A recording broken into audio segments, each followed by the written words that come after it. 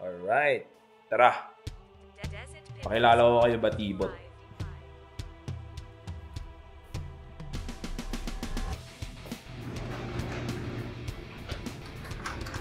Alright, yan guys.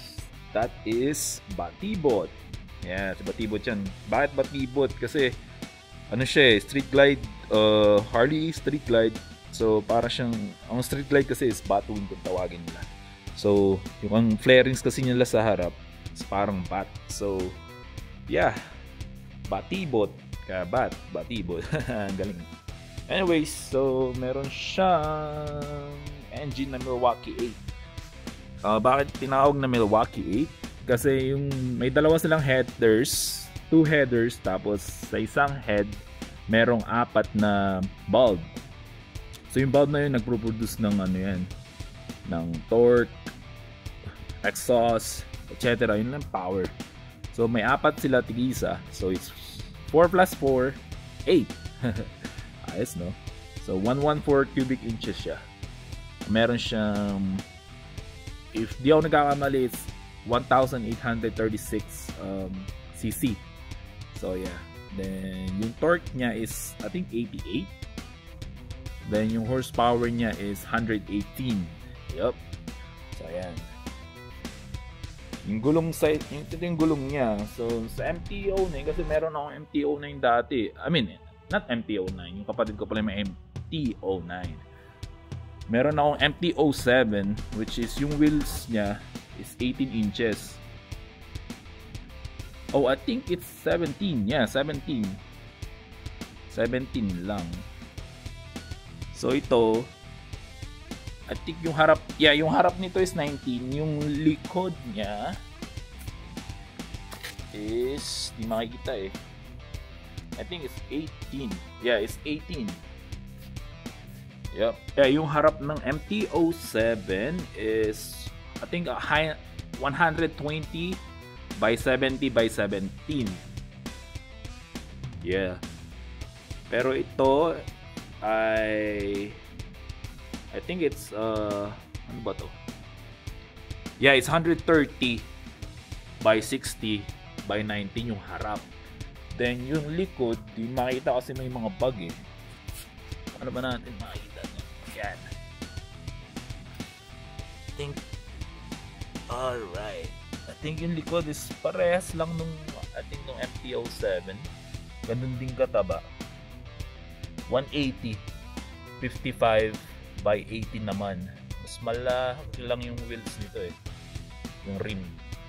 Yung sa MTO7 17. Yup. So nilagyan ko din to ng ano, slip-on na exhaust. Which is okay din yung sound niya. Kasi parang lower yung ano eh, tunog nito pagka walang slip-on eh. Wala pa tayong budget sa what you call this, sa full exhaust. So medyo may kamahalin kasi yung Harley.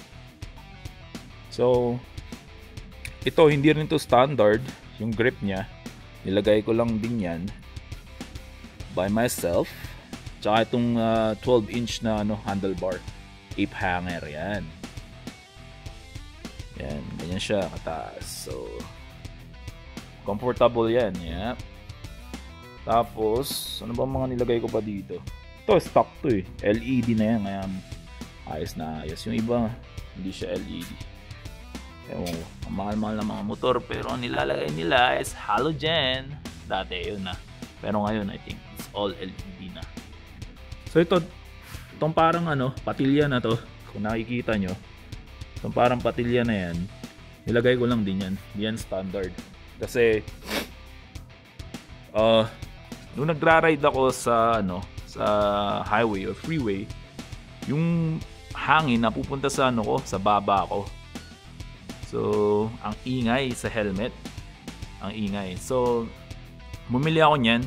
I think sa eBay ko lang nakuha yan eh, for like few bucks. Mura lang yan. So nilagay ko yan. Yun, pagkatapos nun, nilagay ko yan. Medyo may hangin pa rin.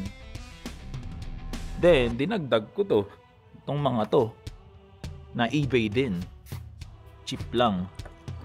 Medyo sira na siya ngayon, pero it's like $10 lang ata o $5. Kaya palitan ko yan pag may time tayo. Yun. Then ang seat height nito is 27 inches, so mababa to. Hindi gaya sa mga sports bike, diba? 32 inches height.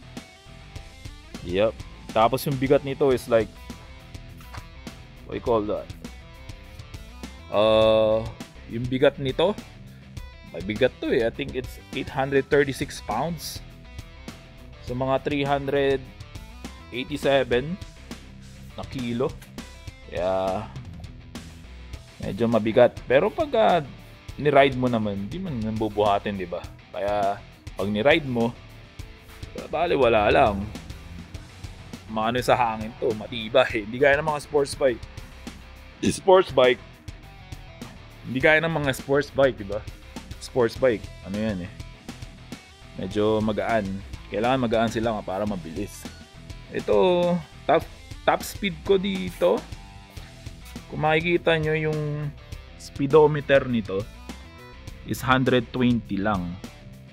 So, yeah. 120 top speed. I mean, pwede pa siyang tumaas kaso may limiter pa to eh. Stock to eh. Hindi ko pa napapatanggal yung limiter. Kaya pwede pa siyang may bubuga pa. 120 plus yan. Kayang-kaya. So yun guys. Yan si Batibot. Oh, di ba? Batibot. O, samahan nyo ako, linisin natin siya. Ang gagamitin ko nga pala dito is waterless car wash by Chemical, guys. Subok na yan. Lahat ng kotse na nakikita nyo yan sa labas. Yan ang ginagamit ko. Kaya pagka medyo yung alikabok lang. Pero yung pagka yung matindihan na, ginagamitan natin ng mga pressure washer yan para tanggal yung mga putik, mga dumi. So yun.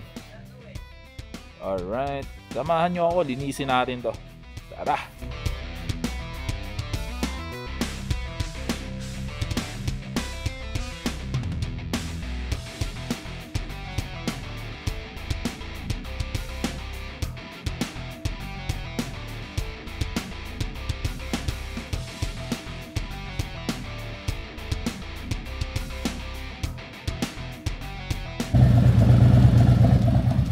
Alright guys, nalinisan na natin si Batibot.